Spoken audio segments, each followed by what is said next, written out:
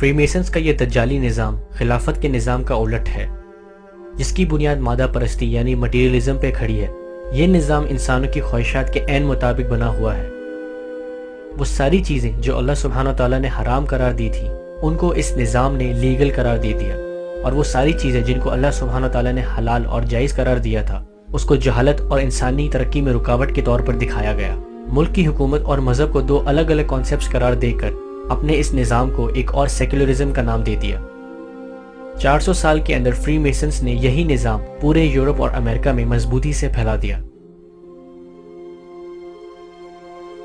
Free میسونک یا زائنسٹ movement اب پوری طرح سے اسٹیبلش ہو چکی تھی۔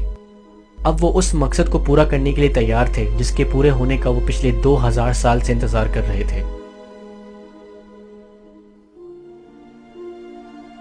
خلافت کا نظام آٹومن امپائر کی بنیاد تھا۔ ایک دفعہ بنیاد ہٹا دی جائے تو پوری عمارت کو آسانی سے گرایا جا سکتا ہے۔ اس لیے ملٹری اٹیک کرنے سے پہلے فری میسنز کو پولیٹیکل، سائیکولوجیکل اور فلسافیکل اٹیک کرنا زیادہ ضروری تھا تاکہ لوگوں کا خلافت کے نظام پہ ایمان کمزور ہو جائے۔ اس کے لیے فری میسنز نے وہی کام کیا جو یہ پچھلے 1000 سال سے کرتے آئے ہیں اور جس کام کے لیے ان کو مہارت حاصل ہے۔ استنبول میں انفلٹریٹ کرنے کے لیے انہوں نے اپنے جاسوس مسلمان بنا کر بھیج دیے اور وہاں ایک تحریک قائم کی گئی جس کو دا ینگ ٹرکس کا نام دیا گیا۔ اس ہی تحریک میں ایک آدمی نے ہزاروں نوجوانوں کا برین واش کیا اور ان کو اس نئے سیکولر نظام کو ہر طریقے سے تسلیم کرنے پر آمادہ کر لیا۔ اس آدمی کو تاریخ مصطفیٰ کمال اتا ترک کے نام سے جانتی ہے۔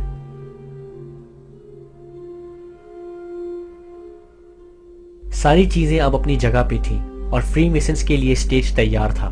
اب صرف ملٹری اٹیک کرنا باقی رہ گیا تھا، لیکن وہ اس بات سے خوب واقف تھے کہ اتنے بڑے آٹومن امپائر پہ کسی چھوٹی فوج سے چھوٹی جنگ مسلط کرنا بالکل بیکار ہوگا۔ ان کو ضرورت تھی لاتعداد فوج کی اور ایک بہت بڑی وار کی۔ ان کو ضرورت تھی ایک ورلڈ وار کی۔ 20ویں صدی کے آغاز میں یورپ میں 6 میجر پاورز تھیں اور اٹلانٹک اوشن کے پار ایک اور میجر پاور تھی جس کی طاقت سے دنیا اس وقت تک واقف نہیں تھی۔ Russia, France, Britain, Germany, Austria Hungary اور اسلامک آٹومن امپائر یورپ کی 6 میجر پاورز تھیں۔ جون 1914 میں آسٹریا ہنگری کے پرنس فرانس فرڈینینڈ کا قتل کر دیا گیا اور ایک سوچی سمجھی سازش کے تحت اس طرح کے حالات پیدا کیے گئے کہ فرانس فرڈینینڈ کے قتل کی ذمہ داری کا اشارہ رشیا کی طرف گیا۔ آسٹریا ہنگری نے اس کے جواب میں رشیا پہ جنگ کا اعلان کر دیا۔ رشیا کی برٹن اور فرانس کے ساتھ ڈیفنس ٹریٹی قائم تھی، لہٰذا برٹن اور فرانس آسٹریا ہنگری کے خلاف جنگ میں شامل ہو گئے۔ دوسری جگہ اس ہی قسم کے تعلقات آسٹریا ہنگری کے جرمنی کے ساتھ تھے اور یوں جرمنی بھی رشیا، فرانس اور برٹن کے خلاف جنگ میں شامل ہو گئی۔ آٹومن امپائر کے خلیفہ اپنی عسکری قوتوں کی ٹیکنالوجیکل کمزوریوں سے واقف تھے۔ وہ نہیں چاہتے تھے کہ آٹومن امپائر میدان جنگ میں اترے، لیکن آٹومن امپائر کے اندر فری میسنز کے ایجنٹس اور انفلٹریٹرز نے آٹومن امپائر کو اس جنگ میں رشیا کے خلاف اترنے پر مجبور کر دیا۔ Ey Müslümanlar!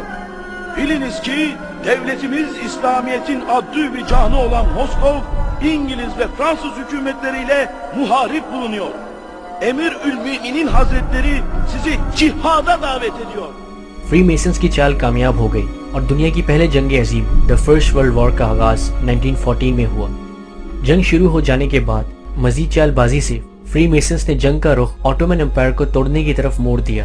آٹومن امپائر کے ٹوٹنے کے ساتھ دنیا سے اسلامی خلافت کے نظام کا خاتمہ یقینی تھا۔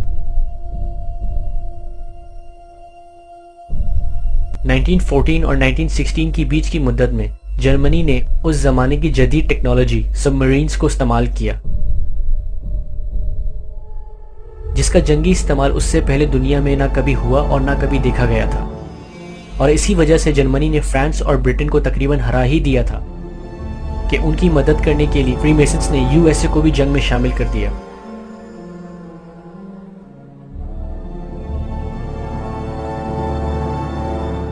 جنگ ختم ہو جانے کے بعد آٹومن امپائر اپنی آخری سانسیں لے رہا تھا۔ خلافت کو پوری طرح سے ختم کرنے کے لیے فری میسنز نے اپنے لارنس آف عربیہ جیسے جاسوسوں کا استعمال کیا اور امپائر کے ہر ریجن کے الگ الگ شریف یعنی ریجنل لیڈرز کو آٹومن امپائر سے الگ ایک آزاد کنگڈم دینے کا وعدہ کر کے خرید لیا۔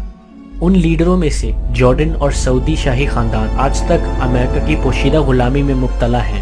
1919 تک آٹومن امپائر پوری طرح سے کمزور ہو چکا تھا اور کچھ ہی عرصے میں آٹومن امپائر ٹوٹ کے ترکی، ایران، عراق، فلسطین، جارڈن، سعودی عربیہ اور دوسری کئی اور ناموں کی سیکولر سٹیٹس میں بدل چکا تھا۔ برٹش فری میسنز کے ہدایت کے مطابق مصطفیٰ کمال اتاترک نے کچھ ہی عرصے میں خلافت کے نظام کو بھی پوری طرح ختم کر دیا۔ یہ سب کچھ ہونے سے کچھ عرصے پہلے ہی برٹش آرمی نے جیروسلم کو فتح کر لیا تھا اور فری میسنز کے بڑے مقاصد میں سے پہلا مقصد پورا ہو گیا۔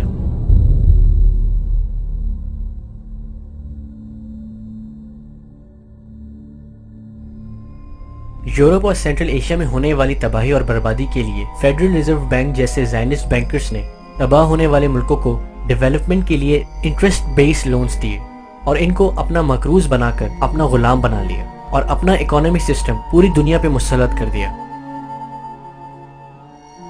فری میسنز کا اگلا ارادہ جیروسلم میں ایک یہودی ریاست قائم کرنے کا تھا، جس کو وہ برٹش امپائر کی بیلفور ڈکلیریشن کے ذریعے 1917 میں پہلے سے ہی ظاہر کر چکے تھے۔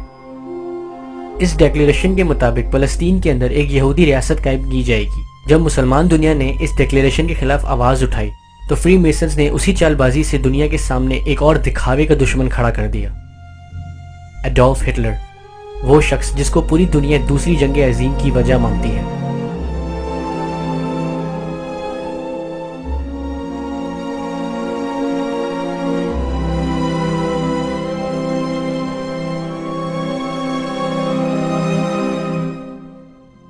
دوسری جنگ عظیم 1939 سے لے کر 1945 تک چلی، جس میں سب سے زیادہ چرچا ان یہودیوں کا کیا جاتا ہے جن کو ہٹلر نے ریسزم کے نام پر مروایا۔ ہٹلر کی یہودیوں کے خلاف اس قتل و غارت کو دی ہولوکاسٹ کا نام دیا جاتا ہے۔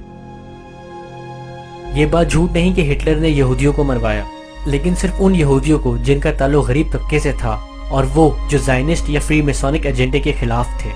ہٹلر کا اصل مقصد ورلڈ ڈومینیشن یا یہودیوں کے خلاف اپنی نفرت ظاہر کرنا ہرگز نہیں تھا۔ اصل مقصد دنیا کو اس بات کی جسٹیفیکیشن دینا تھا کہ یہودی دنیا کی ایک لاچار اور لاملک قوم ہے اور یہودیوں کو ایک اپنی اسٹیٹ دینا بے حد ضروری ہے۔ اپنے خود کے بنائے ہوئے سیاسی آداب کی بدولت اور خود کی تیار کردہ یونائٹڈ نیشنز سیکیورٹی کونسل کے ذریعے فلسطین کے اندر ایک یہودی ریاست قائم کر دی گئی۔ 1948 میں اسٹیٹ آف اسرائیل کا جنم ہوا۔